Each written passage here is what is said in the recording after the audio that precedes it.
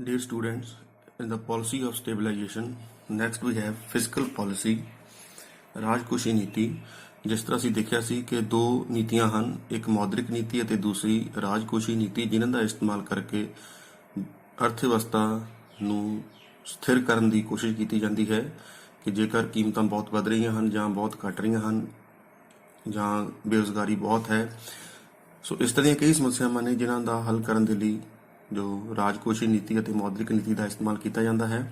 ਸੋ ਮੌਦਰਿਕ ਨੀਤੀ ਬਾਰੇ ਅਸੀਂ ਪੜ੍ਹਿਆ ਸੀ ਤੇ ਹੁਣ ਅਗਲਾ ਸਾਡਾ ਟੌਪਿਕ ਹੈ ਜਿਹੜਾ next we have to discuss fiscal policy, and we will see how fiscal policy can be used as a policy of economic stabilization. So first, what is fiscal policy? राजकोषी नीति की है। In modern times, the policies of the government of a country very much influence its economic activities. ਕਿ ਮੌਜੂਦਾ ਸਮੇਂ ਦੇ ਵਿੱਚ, ਆਧੁਨਿਕ ਸਮੇਂ ਵਿੱਚ ਜੋ ਸਰਕਾਰਾਂ ਹਨ ਉਹਨਾਂ ਦੀਆਂ ਜੋ ਨੀਤੀਆਂ ਹਨ ਉਹ ਆਰਥਿਕ ਕਿਰਿਆਵਾਂ ਤੇ ਕਾਫੀ ਪ੍ਰਭਾਵ ਪਾਉਂਦੀਆਂ ਹਨ। Fiscal policy is the policy related to revenue, expenditure and debt of the government for achieving a set of definite objectives. ਕਿ ਰਾਜਕੋਸ਼ੀ ਨੀਤੀ ਕੀ ਹੈ? ਰਾਜਕੋਸ਼ੀ ਨੀਤੀ ਦਾ ਸੰਬੰਧ ਸਰਕਾਰ ਦੀ ਆਮਦਨ ਜਾਂ ਜਿਸ ਨੂੰ ਅਸੀਂ ਰਾਜਸਵ ਕਹਿੰਦੇ ਹਾਂ, ਰੈਵਨਿਊ, ਸਰਕਾਰ ਦੁਆਰਾ ਕੀਤਾ ਜਾਣ ਵਾਲਾ ਖਰਚ ਅਤੇ ਸਰਕਾਰ ਦੁਆਰਾ ਲਏ ਜਾਣ ਵਾਲੇ ਕਰਜ਼ੇ ਆਦਿ ਨਾਲ ਹੈ। ਸਰਕਾਰ ਕਿਸ ਤਰ੍ਹਾਂ ਰਾਜਸਵ ਜਾਂ ਧਨ ਇਕੱਠਾ ਕਰਦੀ, ਆਮਦਨ ਇਕੱਠਾ ਕਰਦੀ ਹੈ, ਕਿਸ ਤਰ੍ਹਾਂ ਉਸਨੂੰ ਖਰਚ ਕਰਦੀ ਹੈ ਅਤੇ ਕਿਸ ਤਰ੍ਹਾਂ ਸਰਕਾਰ ਜੋ ਹੈ ਕਿੰਨਾ ਕੁ ਜ਼ਿਆਦਾ ਜਾਂ ਕਿੰਨਾ ਘੱਟ ਉਹ ਕਰਜ਼ ਵਗੈਰਾ ਲੈਂਦੀ ਹੈ। ਤੇ ਇਹਨਾਂ ਸਭ ਦਾ ਉਦੇਸ਼ ਹੈ ਕਿ ਕੁਝ ਟੀਚੇ ਹਨ ਜਿਨ੍ਹਾਂ ਨੂੰ ਪ੍ਰਾਪਤ ਕਰਨਾ ਹੈ। ਉਹ ਟੀਚੇ ਕੀ ਹੋ ਸਕਦੇ ਹਨ ਉਹ ਅਸੀਂ ਦੇਖਾਂਗੇ ਕਿ ਉਹ ਓਬਜੈਕਟਿਵਸ ਜਿਹੜੇ ਨੇ ਉਹ ਵੱਖ-ਵੱਖ ਸਮੇਂ ਦੇ ਉੱਤੇ ਵੱਖ-ਵੱਖ ਹੋਣਗੇ।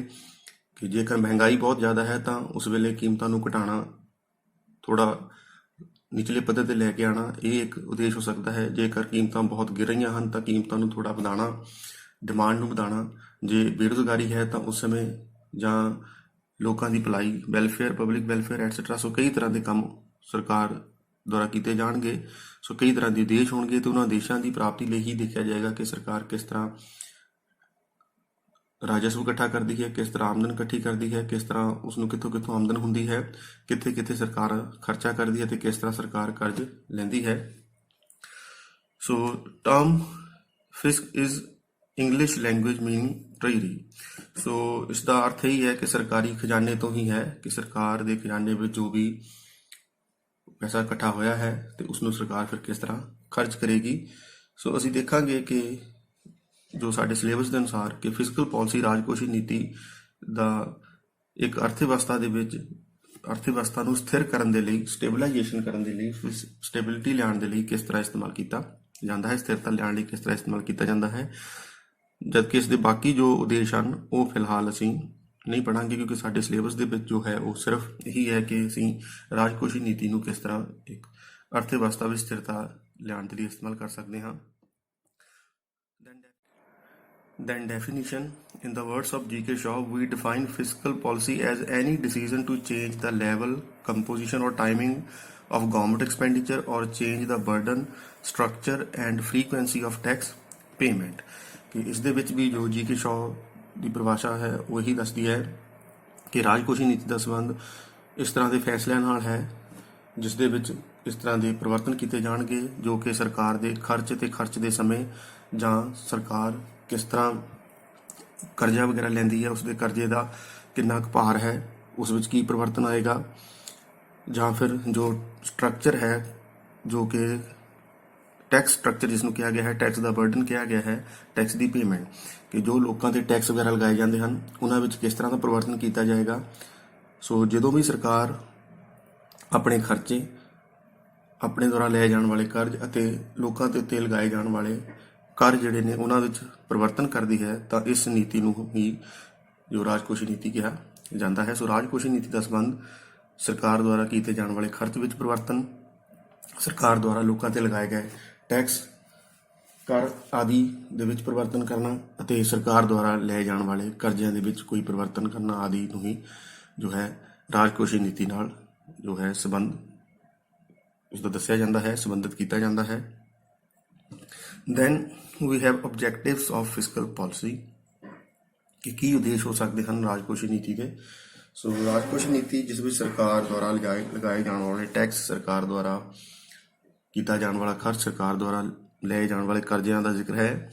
ਸੋ ਇਹ ਸਰਕਾਰ ਕਿਉਂ ਕਰਦੀ ਹੈ, ਇਸ ਦੇ ਪਿੱਛੇ ਕੀ ਉਸਦੇ ਉਦੇਸ਼ ਹੋਣਗੇ। ਫੁੱਲ ਇੰਪਲਾਇਮੈਂਟ, ਕਿ ਜਿਸ ਤਰ੍ਹਾਂ ਕਿ ਅਸੀਂ ਦੇਖਿਆ ਸੀ ਕਿ ਪੂਰਨ ਰੁਜ਼ਗਾਰ ਜੋ ਹੈ ਉਹ ਹਾਸਲ ਕਰਨਾ ਪਏਗਾ, ਆਪਣੇ ਆਪ ਨਹੀਂ ਆਏਗਾ। Every government AIIMS at maintaining full employment situation in the country, ਕਿ ਦੇਸ਼ ਦੇ ਵਿੱਚ ਪੂਰਨ ਰੁਜ਼ਗਾਰ ਰਹਿਣਾ ਚਾਹੀਦਾ ਹੈ, ਸਾਰੇ ਸਾਧਨਾਂ ਦਾ ਪੂਰਾ ਇਸਤੇਮਾਲ ਹੋਣਾ ਚਾਹੀਦਾ ਹੈ। To achieve this objective and to increase aggregate demand, the government increase public expenditure and reduce taxes so that private sector is induced to spend more. Increase in aggregate demand will lead to more production and employment.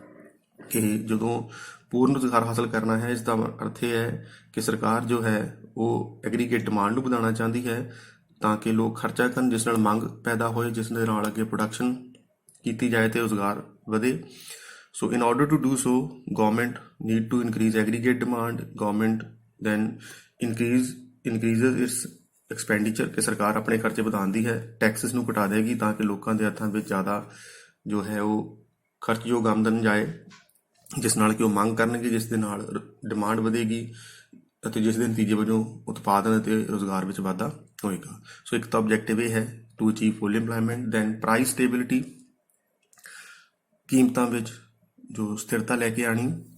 Another important objective of fiscal policy is to achieve price stability. ਸੋ ਜਿਸ ਤਰ੍ਹਾਂ ਅਸੀਂ inflation ਦੇ topic ਵਿੱਚ ਵੀ ਦੇਖਿਆ ਸੀ, ਉਹੀ ਜੋ ਹੈ ਗੱਲ ਇੱਥੇ ਆ ਜਾਏਗੀ ਕਿ ਜੇਕਰ ਕੀਮਤਾਂ ਬਹੁਤ ਜ਼ਿਆਦਾ ਵੱਧ ਰਹੀਆਂ ਹਨ, ਮੰਗ ਜ਼ਿਆਦਾ ਹੋਣ ਕਰਕੇ, ਤਾਂ ਇਹਨਾਂ ਹਾਲਾਤਾਂ ਵਿੱਚ ਐਗਰੀਗੇਟ ਡਿਮਾਂਡ ਨੂੰ ਘਟਾਉਣ ਦੇ ਲਈ, ਕੁੱਲ ਮੰਗ ਨੂੰ ਘਟਾਉਣ ਦੇ ਲਈ ਸਰਕਾਰ ਜੋ ਹੈ ਉਹ ਆਪਣਾ ਸਾਰਵਜਨਿਕ ਖਰਚ, ਪਬਲਿਕ ਐਕਸਪੈਂਡੀਚਰ ਘਟਾ ਦੇਗੀ ਅਤੇ ਡਾਇਰੈਕਟ ਟੈਕਸਿਸ ਤੇ ਇਨਡਾਇਰੈਕਟ ਟੈਕਸਿਸ ਵਗੈਰਾ ਇਨਕਰੀਜ਼ ਕਰ ਦੇਗੀ ਤਾਂ ਕਿ ਮੰਗ ਹੈ ਜੋ ਥੋੜੀ ਘਟੇ। ਤਾਂ ਇਸ ਤਰ੍ਹਾਂ ਜਦੋਂ ਕੀਮਤਾਂ ਗਿਰ ਰਹੀਆਂ ਹੋਣ ਉਸ ਵੇਲੇ ਇਸ ਦਾ ਉਲਟਾ ਕੀਤਾ ਜਾਏਗਾ ਕਿ ਜੇ ਕੀਮਤਾਂ ਬਹੁਤ ਗਿਰ ਰਹੀਆਂ ਹਨ ਤਾਂ ਉਸ ਵੇਲੇ ਡਿਮਾਂਡ ਨੂੰ ਵਧਾਉਣਾ ਚਾਹੀਦਾ ਹੈ, ਤਾਂ ਉਸ ਸਮੇਂ ਜੋ ਹੈ ਸਰਕਾਰ ਆਪਣਾ ਖਰਚਾ ਥੋੜਾ ਵਧਾ ਦੇਗੀ, ਟੈਕਸ ਘਟਾ ਦੇਗੀ ਤਾਂ ਕਿ ਲੋਕਾਂ ਦੇ ਹੱਥ ਵਿੱਚ ਆਮਦਨ ਜ਼ਿਆਦਾ ਆਏ। ਸੋ ਇਸ ਤਰ੍ਹਾਂ ਕੀਮਤਾਂ ਨੂੰ ਸਥਿਰ ਕਰਨ ਦੇ ਲਈ ਸਰਕਾਰ ਰਾਜਕੋਸ਼ੀ ਨੀਤੀ ਦਾ ਇਸਤੇਮਾਲ ਕਰ ਸਕਦੀ ਹੈ, ਇਹ ਵੀ ਇੱਕ ਉਦੇਸ਼ ਹੋ ਸਕਦਾ ਹੈ। So during inflation government will reduce its expenditure, public expenditure and will raise tax rates etc. So this will result in fall in aggregate demand because people's purchasing income, real income will decrease, their purchasing power will decrease. And during deflation government will increase its expenditure, public expenditure, it will reduce taxes so that more purchasing power is given to the people, in the hands of people, ਕਿ ਲੋਕਾਂ ਦੇ ਹੱਥਾਂ ਵਿੱਚ ਜ਼ਿਆਦਾ ਪੈਸਾ ਜਾਏਗਾ, ਜ਼ਿਆਦਾ ਉਹ ਖਰਚਾ ਕਰ ਸਕਣਗੇ, ਜਿਸ ਨਾਲ ਮੰਗ ਵਧੇਗੀ ਤੇ ਕੀਮਤਾਂ ਜੋ ਗਿਰ ਰਹੀਆਂ ਸਨ ਥੋੜੀਆਂ ਵਧਣਗੀਆਂ। ਦੈਨ ਰਿਡਕਸ਼ਨ ਇਨ ਇਕਨੋਮਿਕ ਇਨਇਕੁਐਲਿਟੀਜ਼, ਕਿ ਜੋ ਆਰਥਿਕ ਅਸਮਾਨਤਾ ਹੈ ਕਿ ਅਮੀਰ ਤੇ ਗਰੀਬ ਵਿੱਚ ਫਰਕ ਹੈ, ਉਸ ਨੂੰ ਵੀ ਰਾਜਕੋਸ਼ੀ ਨੀਤੀ ਦੇ ਨਾਲ ਦੂਰ ਕਰਨ ਦੀ ਕੋਸ਼ਿਸ਼ ਕੀਤੀ ਜਾ ਸਕਦੀ ਹੈ, ਇਹ ਵੀ ਇਸ ਦਾ ਇੱਕ ਉਦੇਸ਼ ਹੋ ਸਕਦਾ ਹੈ।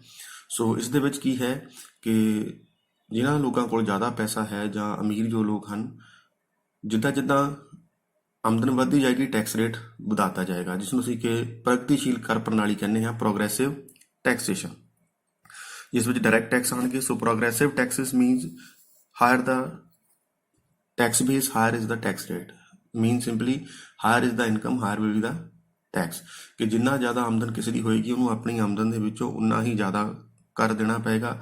ਸਰਕਾਰ ਇਸ ਤਰ੍ਹਾਂ ਅਮੀਰਾਂ ਤੇ ਜ਼ਿਆਦਾ ਕਰ ਲਗਾ ਕੇ ਜੋ ਪੈਸਾ ਧਨ ਇਕੱਠਾ ਕਰੇਗੀ ਉਸ ਨੂੰ ਉਹ ਜ਼ਿਆਦਾ ਫਿਰ ਗਰੀਬਾਂ ਉੱਤੇ ਖਰਚ ਕਰੇਗੀ, weaker section of the society. So ਜੋ ਲੋਕ ਗਰੀਬ ਹਨ, ਕਮਜ਼ੋਰ ਹਨ ਸਮਾਜ ਦੇ ਵਿੱਚ, ਉਹਨਾਂ ਦੀ ਭਲਾਈ ਵਾਸਤੇ ਖਰਚ ਕੀਤਾ ਜਾਏਗਾ, ਉਹਨਾਂ ਦੇ ਸਟੈਂਡਰਡ ਆਫ ਲਿਵਿੰਗ ਨੂੰ ਇੰਪਰੂਵ ਕਰਨ ਲਈ ਕੀਤਾ ਜਾਏਗਾ। ਸੋ ਇਹ ਵੀ ਇਸ ਦਾ ਇੱਕ ਉਦੇਸ਼ ਹੋ ਸਕਦਾ ਹੈ ਕਿ ਜੋ ਆਰਥਿਕ ਅਸਮਾਨਤਾ ਹੈ ਉਸ ਨੂੰ ਘੱਟ ਕਰਨਾ, ਜਿਸ ਨੂੰ ਕਿ ਅਸੀਂ ਟੈਕਸ ਦੇ ਥਰੂ ਵੀ ਦੇਖਦੇ ਹਾਂ ਤੇ ਐਕਸਪੈਂਡੀਚਰ ਦੇ ਥਰੂ ਵੀ ਜੋ ਇਸ ਨੂੰ ਹਾਸਲ ਕੀਤਾ ਜਾ ਸਕਦਾ ਹੈ। ਦੈਨ ਇਕਨੋਮਿਕ ਡਿਵੈਲਪਮੈਂਟ, ਸੋ ਇਹ ਵੀ ਇੱਕ ਉਦੇਸ਼ ਹੋ ਸਕਦਾ ਹੈ ਕਿ ਸਰਕਾਰ ਹੁਣ ਜੋ ਖਰਚਾ ਕਰ ਰਹੀ ਹੈ ਉਹ ਇਸ ਤਰ੍ਹਾਂ ਕਰ ਰਹੀ ਹੈ ਕਿ ਜਿਸ ਵਿੱਚ ਦੇਸ਼ ਦੇ ਵਿੱਚ ਜੋ ਕਿ ਇੱਕ ਇਨਫਰਾਸਟ੍ਰਕਚਰ ਤਿਆਰ ਹੋਵੇ, ਦੇਸ਼ ਦੇ ਵਿੱਚ ਜੋ ਇਕਨੋਮਿਕ ਐਕਟੀਵਿਟੀਜ਼ ਨੇ ਉਹਨਾਂ ਨੂੰ ਵਧਾਉਣ ਦੇ ਲਈ, ਉਹਨਾਂ ਦਾ ਲੈਵਲ ਜੋ ਹੈ ਉਹ ਉੱਚਾ ਕਰਨ ਦੇ ਲਈ, ਆਰਥਿਕ ਵਿਕਾਸ ਦੀ ਦਰ ਉੱਚੀ ਕਰਨ ਦੇ ਲਈ ਸਰਕਾਰ ਇਸ ਤਰ੍ਹਾਂ ਦੇ ਖਰਚੇ ਕਰੇਗੀ ਜਿਸ ਨਾਲ ਦੇਸ਼ ਦੇ ਵਿੱਚ ਪੂੰਜੀ ਨਿਰਮਾਣ ਹੋਏਗਾ, ਕੈਪੀਟਲ ਫਾਰਮੇਸ਼ਨ ਵਧੇਗੀ ਤੇ ਜਿਸ ਦੇ ਨਾਲ ਰੁਜ਼ਗਾਰ ਅਤੇ ਆਮਦਨ ਤੇ output, employment output and income will increase and economy will reach at a higher level of economic development.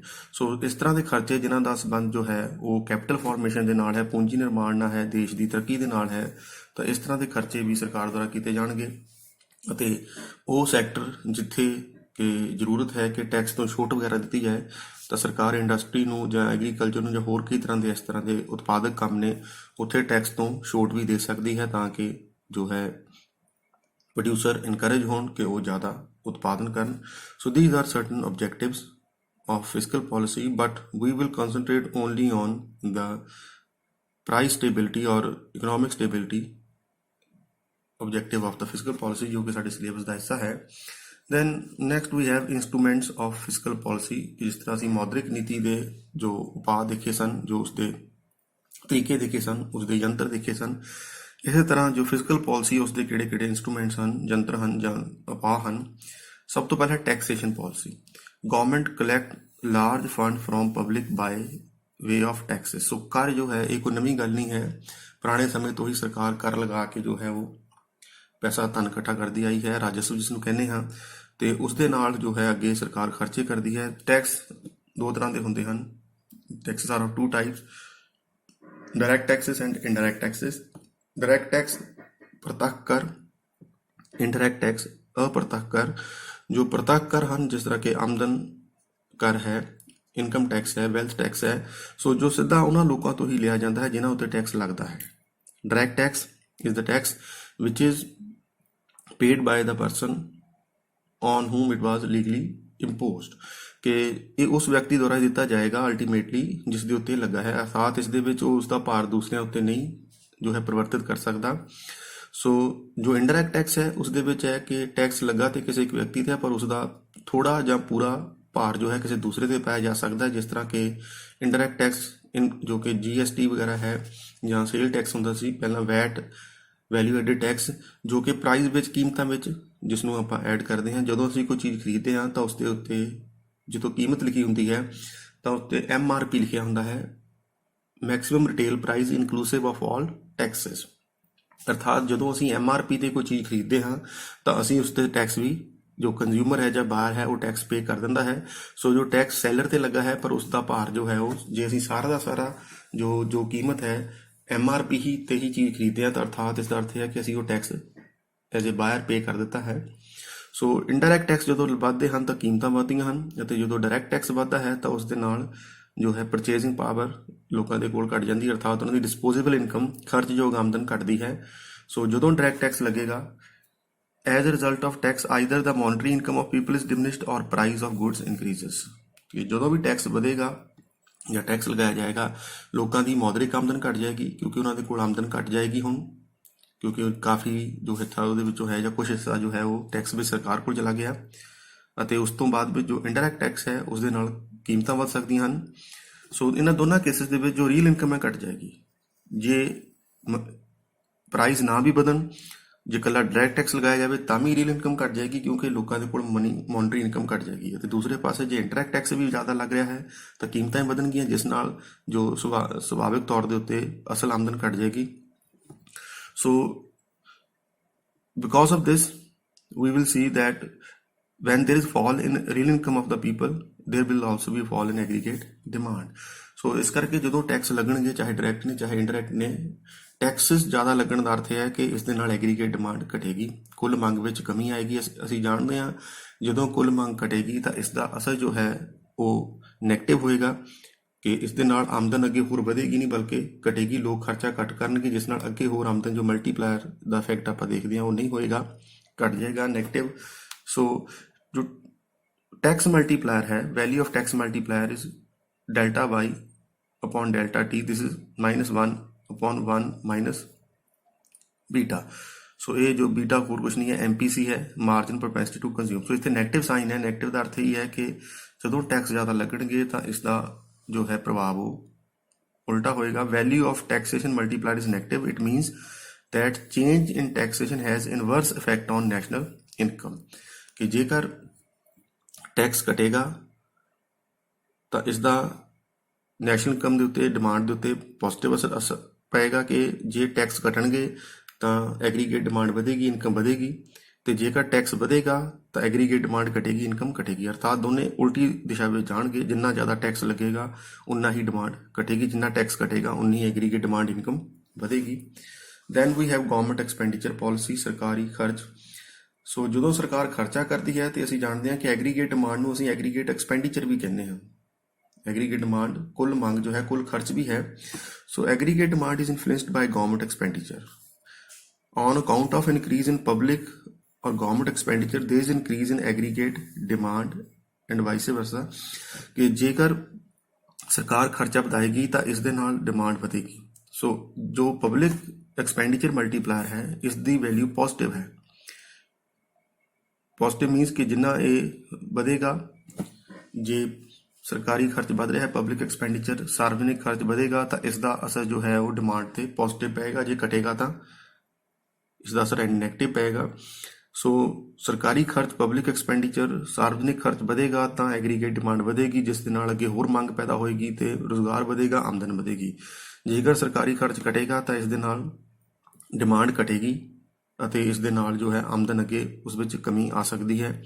So we should be clear about it at the very beginning that how taxes and public expenditure affects the aggregate demand, ਕਿ tax ਦਾ ਕਰ ਜੋ ਕਰ ਹਨ ਅਤੇ ਜੋ ਸਰਕਾਰੀ ਜਾਂ ਸਾਰਵਜਨਿਕ ਖਰਚ ਹੈ ਉਸ ਦਾ ਮੰਗ ਤੇ ਕਿੱਦਾਂ ਦਾ ਪ੍ਰਭਾਵ ਹੈ। ਸੋ ਇੱਥੇ ਇਸ ਦਾ ਪ੍ਰਭਾਵ ਪੋਜ਼ਿਟਿਵ ਹੈ। ਇੱਥੇ ਟੈਕਸ ਦੇ ਵਿੱਚ ਇਨਵਰਸ ਰਿਲੇਸ਼ਨ ਹੈ, ਇੱਥੇ ਡਾਇਰੈਕਟ ਰਿਲੇਸ਼ਨ ਹੈ।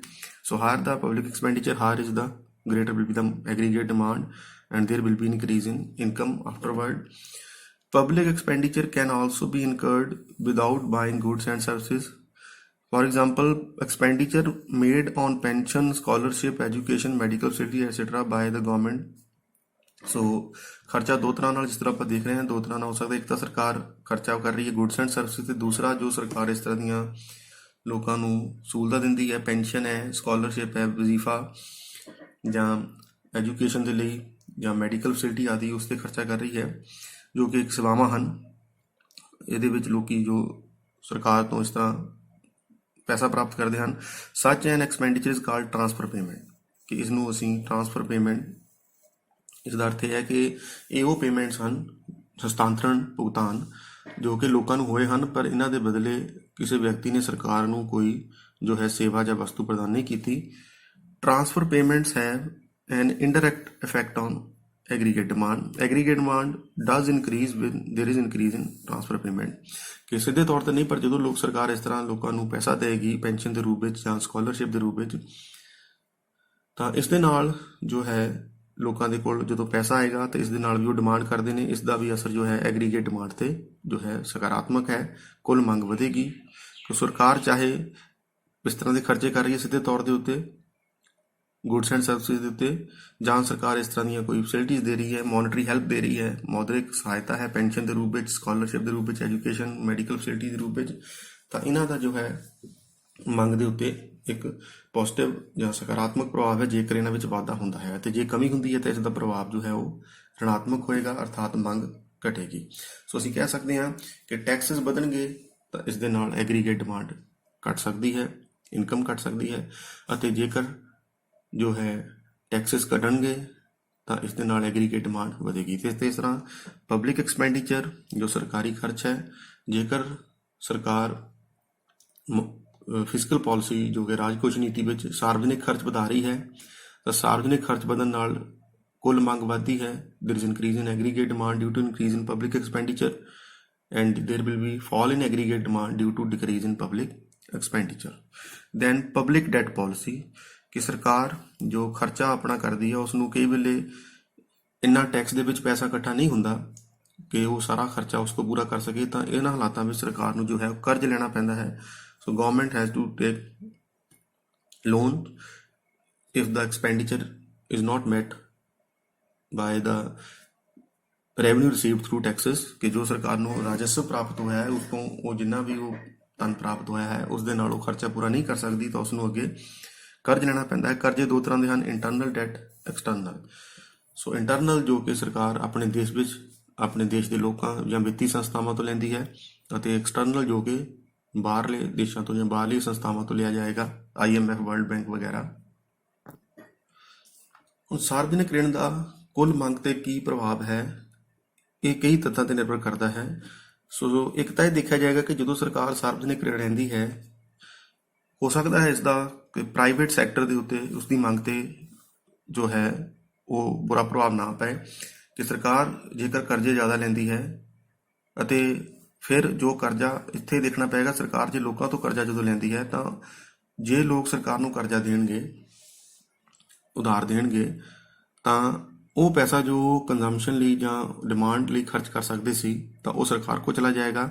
ਪਰ ਇੱਥੇ ਉਸ ਦਾ ਮੰਗ ਤੇ ਕੀ ਅਸਰ ਪਏਗਾ, ਇਸ ਗੱਲ ਤੇ ਡਿਪੈਂਡ ਕਰਦਾ ਹੈ ਕਿ ਸਰਕਾਰ ਨੇ ਜੋ ਪੈਸਾ ਧਨ ਇਕੱਠਾ ਕੀਤਾ ਹੈ ਜਾਂ ਕਰਜ਼ਾ ਜੋ ਲਿਆ ਹੈ ਉਸਨੂੰ ਇਸਤੇਮਾਲ ਕਿੱਦਾਂ ਕੀਤਾ ਹੈ। ਕਿ ਜੇ ਸਰਕਾਰ ਉਸ ਪੈਸੇ ਨੂੰ ਜਦੋਂ ਖਰਚ ਕਰ ਰਹੀ ਹੈ ਜਿਸ ਦੇ ਨਾਲ ਬਾਅਦ ਵਿੱਚ ਐਗਰੀਗੇਟ ਡਿਮਾਂਡ ਵੱਧ ਵੀ ਸਕਦੀ ਹੈ। So if due to public debt demand of the private sector does not fall, ਕਿ ਲੋਕੀ ਜੋ ਸਰਕਾਰ ਨੂੰ ਕਰਜ਼ ਵੀ ਦੇ ਰਹੇ ਹਨ ਉਹਨਾਂ ਉਸ ਪੈਸੇ ਚੋਂ ਹੀ ਦੇ ਰਹੇ ਹਨ ਜੋ ਉਹਨਾਂ ਨੇ ਵੈਸੇ ਬਚਾ ਕੇ ਰੱਖਿਆ ਸੀ, ਜਿਸ ਨਾਲ ਉਹ ਅੱਗੇ ਖਰਚਾ ਨਹੀਂ ਕਰ ਰਹੇ ਸੀ। Then by spending the amount collected through public debt government can increase aggregate demand, ਕਿ ਉਹ ਜੋ ਧਨ ਲੋਕਾਂ ਦੇ ਕੋਲ ਫਾਲਤੂ ਪਿਆ ਹੋਇਆ ਸੀ ਉਸ ਦੇ ਨਾਲ ਉਹਨਾਂ ਨੇ ਸਰਕਾਰ ਨੂੰ ਕਰਜ਼ ਦੇ ਦਿੱਤਾ, ਤਾਂ ਸਰਕਾਰ ਜਦੋਂ ਉਸ ਪੈਸੇ ਨਾਲ ਖਰਚਾ ਕਰੇਗੀ ਤਾਂ ਇਸ ਦੇ ਨਾਲ ਡਿਮਾਂਡ ਵਧੇਗੀ। ਅਰਥਾਤ ਉਹ ਪੈਸਾ ਜੋ ਪਹਿਲਾਂ ਡਿਮਾਂਡ ਲਈ ਇਸਤੇਮਾਲ ਨਹੀਂ ਹੋ ਰਿਹਾ ਸੀ ਉਹ ਵੀ ਹੋਣਾ ਸ਼ੁਰੂ ਹੋ ਜਾਏਗਾ, ਜਿਸ ਨਾਲ ਕਿ ਐਗਰੀਗੇਟ ਡਿਮਾਂਡ ਵੱਧ ਸਕਦੀ ਹੈ। If on the contrary private expenditure goes down due to public debt, then its effect on aggregate demand becomes doubtful, ਕਿ ਜੇਕਰ ਲੋਕੀ ਉਸ ਪੈਸੇ ਚੋਂ ਸਰਕਾਰ ਨੂੰ ਕਰਜ਼ਾ ਦੇ ਰਹੇ ਹਨ ਜੋ ਉਹਨਾਂ ਨੇ ਖਰਚ ਕਰਨਾ ਸੀ ਜਾਂ ਜਿਸ ਦੇ ਨਾਲ ਉਹਨੀ ਮੰਗ ਕਰਨੀ ਸੀ, ਤਾਂ ਇਸ ਦਾ ਮੰਗ ਤੇ ਜੋ ਹੈ ਅਸਰ ਕਿਸ ਤਰ੍ਹਾਂ ਦਾ ਪਏਗਾ ਇਹ ਡਾਊਟਫੁਲ ਹੈ। ਇੱਥੇ ਜੋ ਹੈ ਪੱਕੇ ਤੌਰ ਤੇ ਨਹੀਂ ਕਿਹਾ ਜਾ ਸਕਦਾ, ਕਿਉਂਕਿ ਇਹ ਦੇਖਣਾ ਪਏਗਾ ਕਿ ਇੱਕਦਮ ਤਾਂ ਇਸ ਦਾ ਅਸਰ ਜੋ ਹੈ ਉਹ ਨੈਗੇਟਿਵ ਹੀ ਹੋਏਗਾ, ਕਿ ਜਦੋਂ ਲੋਕੀ ਉਹ ਪੈਸਾ ਜੋ ਖਰਚ ਕਰਨਾ ਚਾਹੁੰਦੇ ਸੀ ਉਹਨਾਂ ਨੇ ਸਰਕਾਰ ਨੂੰ ਕਰਜ਼ੀ ਰੂਪ ਵਿੱਚ ਦੇ ਦਿੱਤਾ ਤਾਂ ਕੁਝ ਸਮੇਂ ਲਈ ਤਾਂ ਐਗਰੀਗੇਟ ਡਿਮਾਂਡ ਜੋ ਹੈ ਉਹ ਜ਼ਰੂਰ ਘਟੇਗੀ। ਪਰ ਬਾਅਦ ਵਿੱਚ ਸਰਕਾਰ ਉਸ ਨੂੰ ਕਿੰਨਾ ਖਰਚ ਕਰਦੀ ਹੈ, ਜਦੋਂ ਉਹ ਪੈਸਾ ਵਾਪਸ ਕੀਤਾ ਜਾਏਗਾ ਲੋਕਾਂ ਨੂੰ ਉਸ ਦੇ ਉੱਤੇ ਵਿਆਜ ਵੀ ਲੱਗੇਗਾ ਤੇ ਜ਼ਿਆਦਾ ਪੈਸਾ ਹੱਥਾਂ ਵਿੱਚ ਆਏਗਾ। ਬਾਅਦ ਵਿੱਚ ਜਦੋਂ ਇਹ ਕਰਜ਼ੇ ਵਾਪਸ ਕੀਤੇ ਜਾਣਗੇ ਤਾਂ ਉਸ ਦੇ ਨਾਲ ਦੇਖਿਆ ਜਾਏਗਾ ਕਿ ਮੰਗ ਕਿੰਨੀ ਕੁ ਵੱਧਦੀ ਹੈ। ਅਰਥਾਤ ਜਦੋਂ ਲੋਕਾਂ ਨੂੰ ਕੋਲ ਉਹ ਪੈਸਾ ਵਾਪਸ ਆਏਗਾ ਜੋ ਸਰਕਾਰ ਨੂੰ ਉਹਨਾਂ ਨੇ ਕਰਜ਼ ਰੂਪ ਵਿੱਚ ਦਿੱਤਾ ਸੀ, so when people get back the money or the amount of money that they lend to the government, how they use it, ਕਿ ਜਦੋਂ ਲੋਕਾਂ ਨੂੰ ਇਹ ਪੈਸਾ ਵੱਧ ਕੇ ਵਿਆਜ ਲੱਗ ਕੇ ਸਰਕਾਰ ਤੋਂ ਵਾਪਸ ਮਿਲੇਗਾ ਜੋ ਉਹਨਾਂ ਨੇ ਕਰਜ਼ਾ ਦਿੱਤਾ ਸੀ ਸਰਕਾਰ ਨੂੰ, ਤਾਂ ਉਦੋਂ ਉਹ ਫਿਰ ਉਸ ਨੂੰ ਕਿਸ ਤਰ੍ਹਾਂ ਇਸਤੇਮਾਲ ਕਰਦੇ ਹਨ। ਜੇ ਉਹ ਉਸ ਨੂੰ ਖਰਚ ਲਈ ਇਸਤੇਮਾਲ ਕਰਨਗੇ ਤਾਂ ਡਿਮਾਂਡ ਵੱਧ ਵੀ ਸਕਦੀ ਹੈ, ਤੇ ਜੇਕਰ ਉਹ ਉਸ ਨੂੰ ਫਿਰ ਅੱਗੇ ਸੇਵਿੰਗ ਚ ਲਗਾਉਣਗੇ ਤਾਂ ਇਸ ਦੇ ਨਾਲ ਹੋ ਸਕਦਾ ਮੰਗ ਨਾ ਵੀ ਵਧੇ।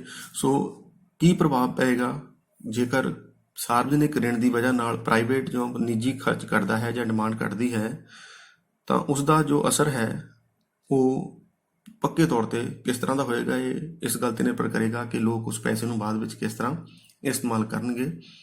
ਪਰ ਇਹ ਜ਼ਰੂਰ ਕਿਹਾ ਜਾ ਸਕਦਾ ਹੈ ਕਿ ਜੇਕਰ ਇੱਕਦਮ ਸਰਕਾਰ ਜੋ ਕਰਜ਼ ਵਧਾਉਂਦੀ ਹੈ, ਅਰਥਾਤ ਜੇ ਸਰਕਾਰ ਜ਼ਿਆਦਾ ਕਰਜ਼ੇ ਲੈਂਦੀ ਹੈ ਲੋਕਾਂ ਤੋਂ, ਤਾਂ ਇਸ ਦਾ ਅਸਰ ਇੱਕ ਤਾਂ ਇਹ ਜ਼ਰੂਰ ਹੋ ਸਕਦਾ ਹੈ ਕਿ ਉਸ ਸਮੇਂ ਮੰਗ ਵਿੱਚ ਜ਼ਰੂਰ ਕੁਝ ਕਮੀ ਆ ਸਕਦੀ ਹੈ। Then deficit financing, ਘਾਟੇ ਦੀ ਵਿੱਤ ਅਵਸਥਾ, so we discussed about it as well earlier as well, ਕਿ ਜੋ ਘਾਟੇ ਦੀ ਵਿੱਤ ਅਵਸਥਾ ਹੈ ਕਿ ਸਰਕਾਰ ਘਾਟੇ ਦਾ ਬਜਟ ਪੇਸ਼ ਕਰਦੀ ਹੈ ਤੇ ਉਸ ਬਜਟ ਦੇ ਘਾਟੇ ਨੂੰ ਪੂਰਾ ਕਰਨ ਦੇ ਲਈ ਫਿਰ ਉਹ ਨਵੇਂ ਨੋਟ ਛਾਪਦੀ ਹੈ ਜਾਂ ਕਰਜ਼ੇ ਲੈਂਦੀ ਹੈ।